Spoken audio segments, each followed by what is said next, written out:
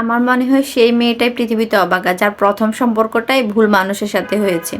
কথাটি আমি এই জন্যই বলেছি, আমি ম্যাক্সিমাম ক্ষেত্রে দেখেছি ভালোবাসার প্রথম মানুষটি যদি ভুল হয় তাহলে পরবর্তী যে মানুষগুলোর সাথে তার সম্পর্ক হয় কেমন যেন তারাও ভুল মানুষই হয়, সেম মন ভেঙে ধোকা দিয়ে চলে যায়। আমি বাবা মায়ের প্রথম সন্তান বলে বা খুব আদরে বাবা মার স্নেহ আদর যত্ন কোনোটাই কম ছিল না। আমি খুব অল্প বয়সে একটা সম্পর্কে জড়িয়ে গিয়েছিলাম। মানুষটাকে আমি অসম্ভব ভালোবাসতাম, সেও আমাকে অসম্ভব ভালোবাসতো।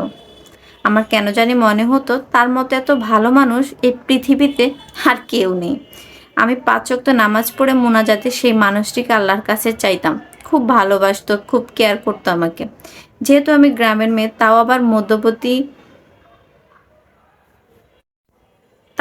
মধ্যবিত্ত পরিবারের মেয়ের, একটু বড় হতে না হতেই বিভিন্ন জায়গা থেকে আমার বিয়ের প্রস্তাব আসতে শুরু করে।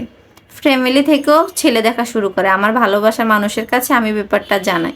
আমার কাছে সব কিছু শুনে সে আমাকে বলে, ঠিক আছে আমি আমার বাসায় কথা বলে তোমার বাসায় লোক পাঠাবো।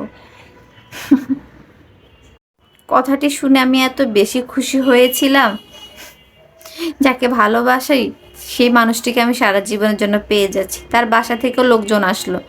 যেহেতু আমি মধ্যবিত্ত পরিবারের মেয়ে, তাদের আপ্যায়ন করার জন্য আমার বাবা মায়ের কোনো কিছুর কমতি ছিল না।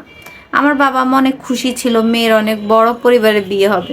আমাকে দেখাশোনা, কথাবার্তা সব কিছু কমপ্লিট হয়ে গেল। আমাদের পরিবারকে ইনভাইট করে গেল তাদের পরিবারে যাওয়ার জন্য।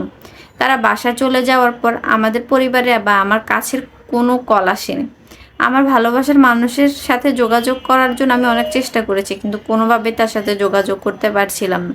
প্রায় ৩ দিন আমি পাগলের মতো খোঁজাখুঁজি করে তার সাথে আমার কথা হয়, বা তার বাড়ি থেকে আমার